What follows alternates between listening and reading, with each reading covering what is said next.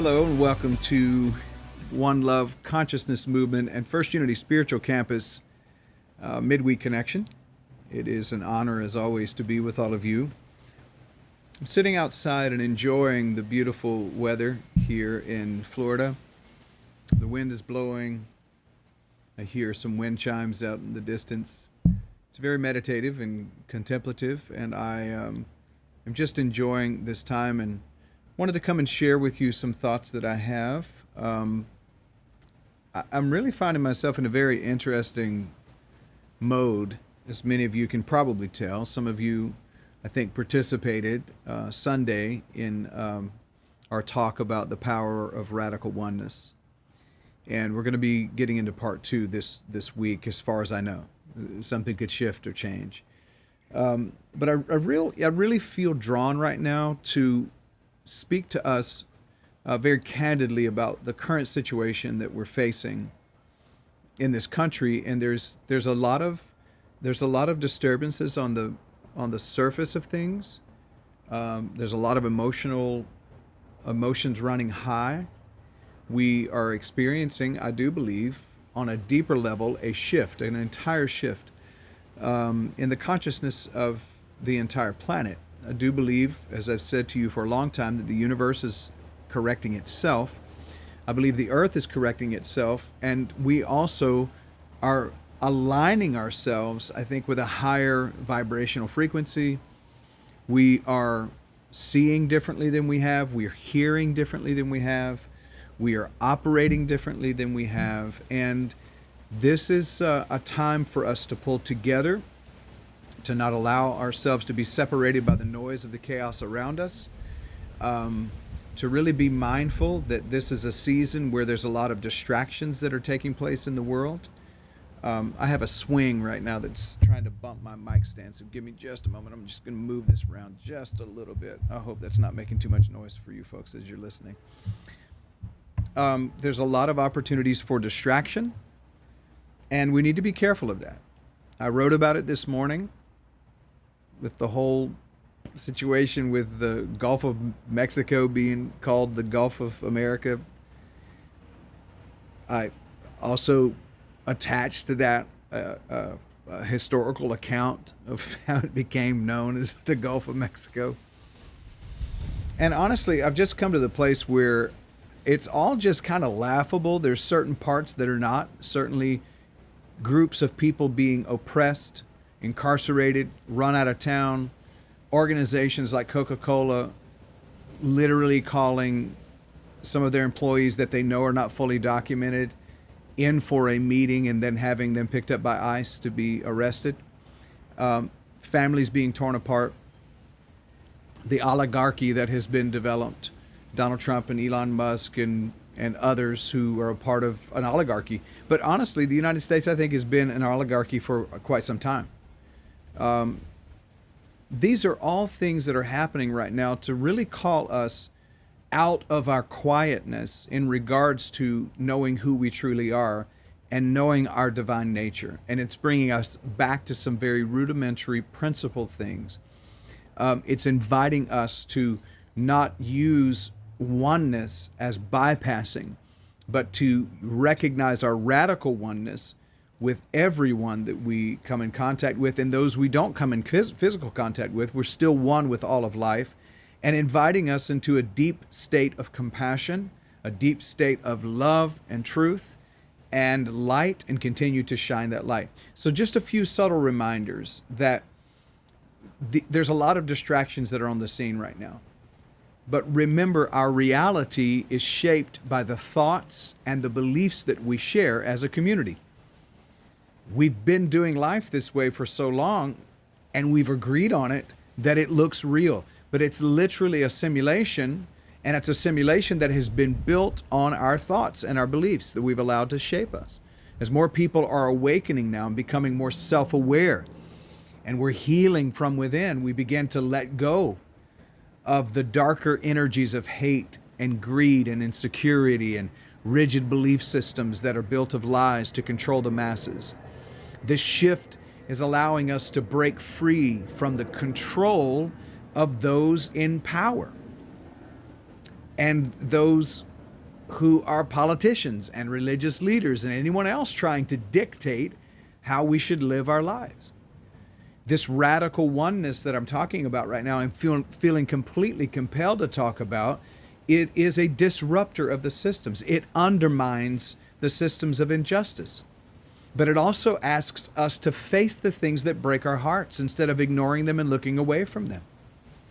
When we elevate our consciousness to a higher level, we start to really open ourselves up to the incredible potential that we possess to create a different and an altogether new world. And we stop being thwarted by the gaslighting that comes from these politicians and people who follow these politicians. You know, when you start to say something that is different, people throw out stuff like communist and socialism and other words that have been used, weaponized, woke. They start calling you woke. I'm proud to be woke. I'm proud to believe that there's a better way for people to be treated. And if that makes me sound like a socialist, I'll take the name too, because those are just code words to try to tell people to be scared of listening to you because you're saying something different. I can handle that. Jesus was called names. Gandhi was called names. Martin Luther King Jr., they were called names. Real people who have made real change in the world to create a higher level of understanding of divinity have all been called names. So as we're opening ourselves up to this incredible potential that we all possess within us, we reject the status quo. We refuse to live in the bondage and the slavery that has been injected into the veins of society. We envision a brighter future. We start to have realizations from our imaginations of our greatest and highest potential. This realization that I'm talking about is our greatest weapon against the system that seeks to dominate us. The system that wants to create and continue to create status quo environment because it causes the higher 1% to become more wealthy and the rest of the 99 to try to figure out how to live through the domination. See, if we practice an elevated mindset and we continue to challenge and we continue to push against outdated beliefs, we can transform our collective experience by transforming our collective consciousness.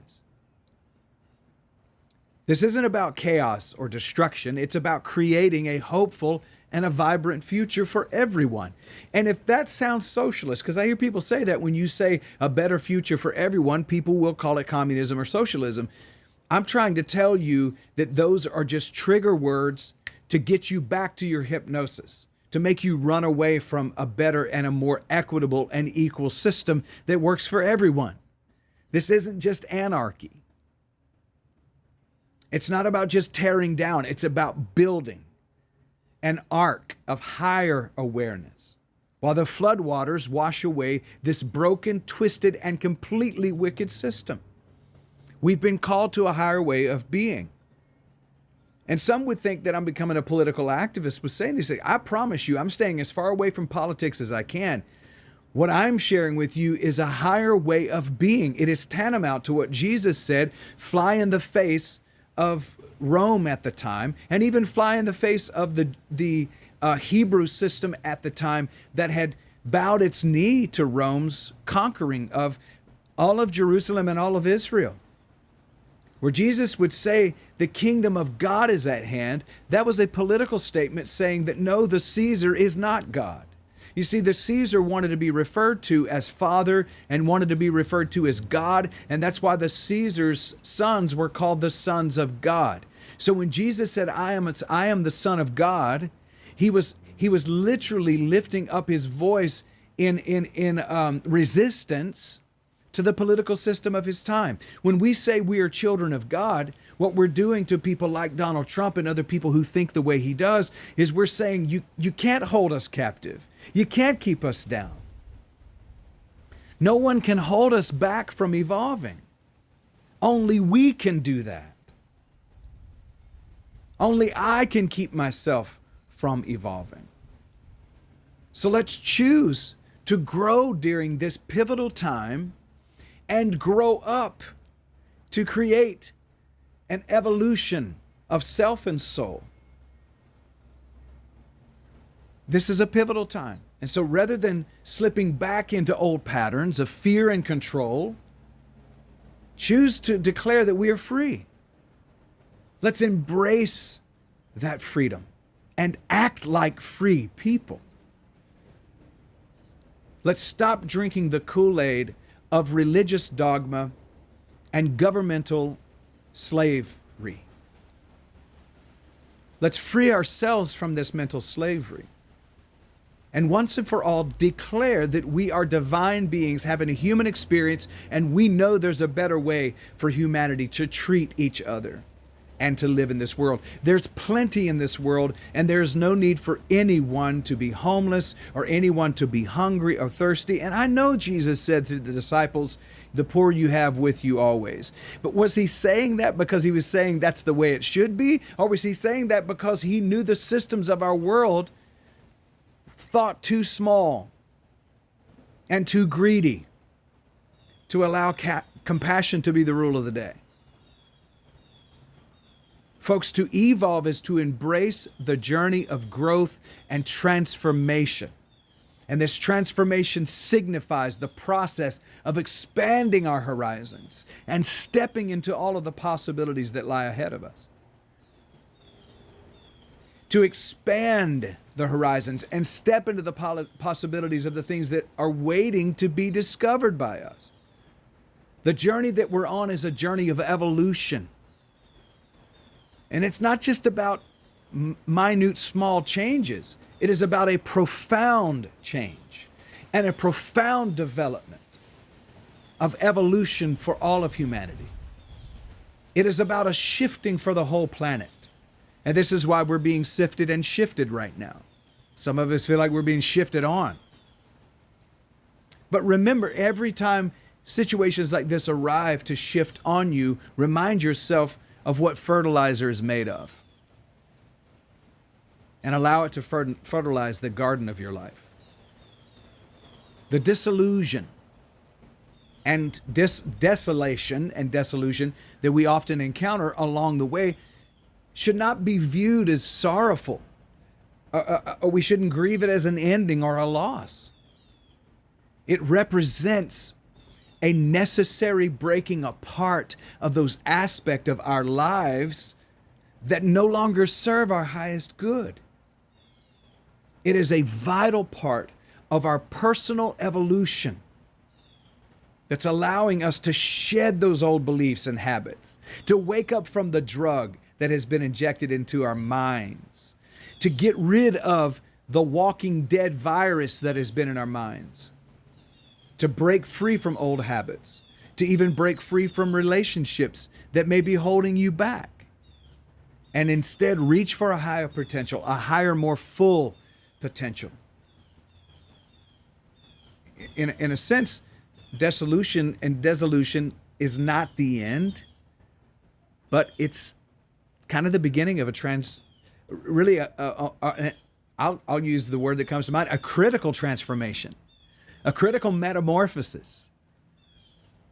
And that paves the way for a new beginning to happen. By letting go of what no longer aligns with your authentic self, we start to create space for new experiences, new insights, new growth, new flourishing garden in our soul.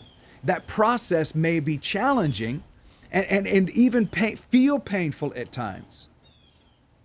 Yet it is essential for nurturing the seeds of that beautiful divine potential that lies within us. Ultimately, to evolve is to honor the journey of becoming.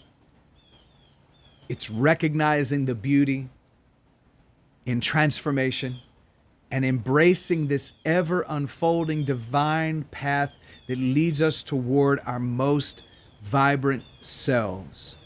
Right now, that's where we are.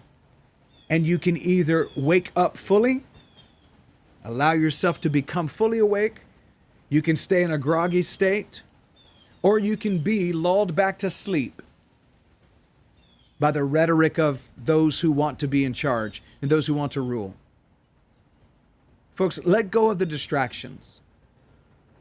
Don't allow the chaos to invade your soul. Stay awake. Stay woke in spite of the fact that people are going to call you names. Let them call you names. What difference does it make? What do you call yourself? It is none of my business what other people think about me. It's none of your business what other people think about you. Really live that as your reality. And I'm not talking about becoming arrogant. I'm not talking about becoming mean. I'm not talking about even sectioning yourself off from others and calling them the other. Radical oneness recognizes that we're one with all of life, and that even includes the walking dead. But just because you're one with them, it doesn't mean you need to be around in the proximity of their bite, because it's not ever the bite of a snake that kills. It's the venom that's left behind from the bite that kills. The same is true with the walking dead. Being in a close enough proximity for them to bite you leaves within you the virus that has caused them to disconnect from their humanity and to connect to a lie and become blind. And they're walking around just devouring everything in their path and everyone in their path. Love them and walk away from them. Wish for them to wake up, send them love and light and all of that good stuff that we know is within us to do, and walk on. Listen, those who cannot hear this message, I'm not talking to you. Those who think this message is controversial and he's just a communist or a socialist or he's a troublemaker, he's a disruptor, all of the names that you want to call, I'm not talking to you. The scripture, even in the book of Revelation, says the ones who have ears to hear, let them hear what the Spirit is saying. If this is you're not vibration, it's not your vibration, then don't worry about it. Keep on moving along. Continue doing what you're doing. But those who have said, I'm going to drink a different Kool-Aid. I'm going to drink a Kool-Aid that's not going to intoxicate me, to follow along with the harm that's being brought on millions of people right now in this country and in this world. I'm not going to go along with the chaos of this world. I'm going to move toward healing the world. I'm going to move toward compassion. I'm moving toward love. I'm moving toward kindness. I'm moving toward respect. I'm moving toward harmony with nature, which means I'm going to need to be in harmony with you. I'm moving toward that. As the earth splits, the part of the world that you'll be in is a world filled with those things. But if you continue to vibrate in between and vacillate in between with an indecision, anybody who is double-minded is unstable in all of their ways.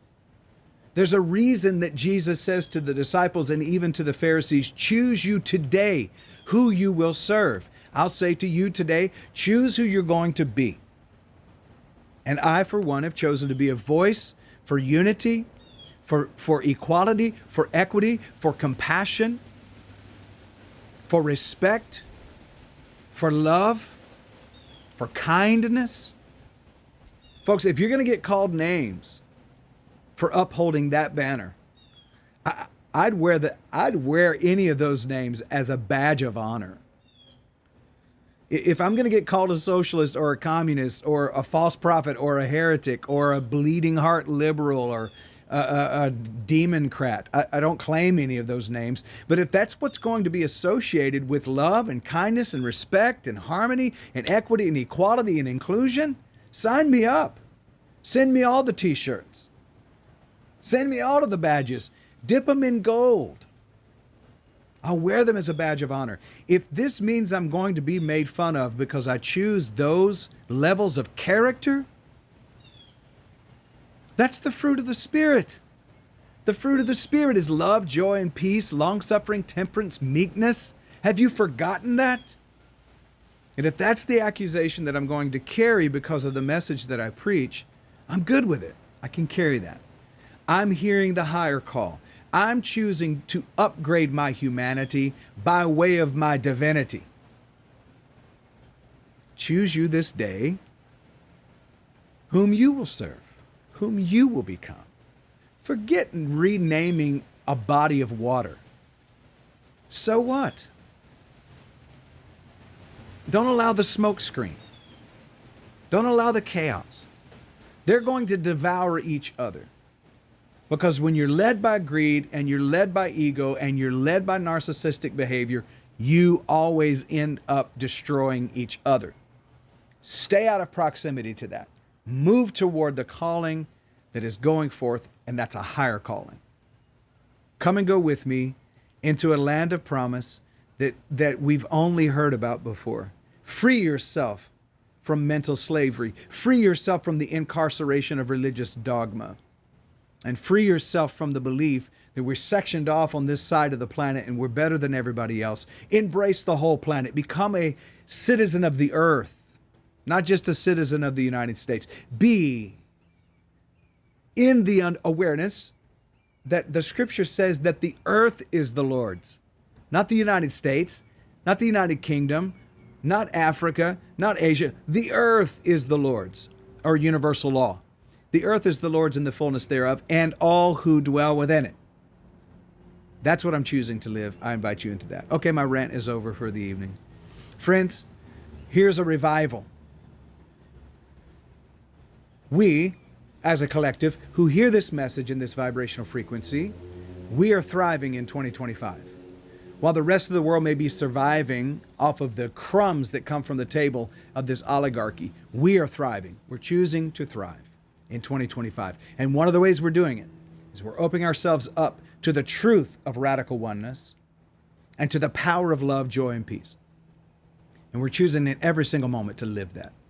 Beyond politics, beyond government, beyond the fighting in the media, beyond all of that. Adopt as your reality radical oneness, love, joy, and peace, unity, harmony, equity, equality, and inclusion, and let the rest of the world do what the rest of the world's going to do. As for me and my house, we're going to serve universal law. All right, I'm going to get up out of here now. All right, my friends, I love you very much. We're going to continue, as far as I know, this Sunday with Radical Oneness Part 2.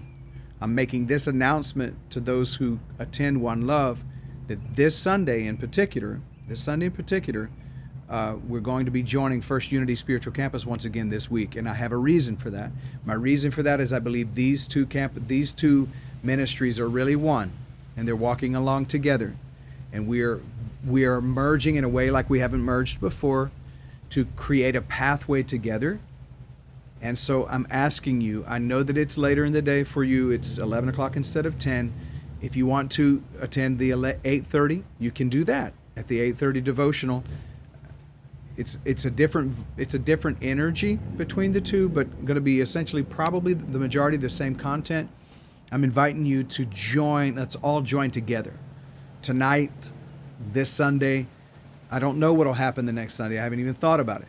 But tonight and this Sunday, we're joining in together, joining our energies, bringing them together in unity, together as we see the unfolding of what is happening. I'm excited. I'm excited about where we're headed as a community. Don't forget that Valentine's Day is this Friday. Valentine's Day is typically normally a day for romance and stuff. I encourage you, be romantic. Enjoy romance. Enjoy it. I think it's wonderful. It's a wonderful way to express. Remembering, though, that love is more important than anything else, and it expresses itself in so many wonderful ways. But I'm saying that I love you. Let's see if I can do the heart. There it is. I love you. We are one love. Have a wonderful Valentine's weekend. I'll see you on Sunday. I hear the music getting started, so I'm going to get up out of here. Go and make it a great evening, because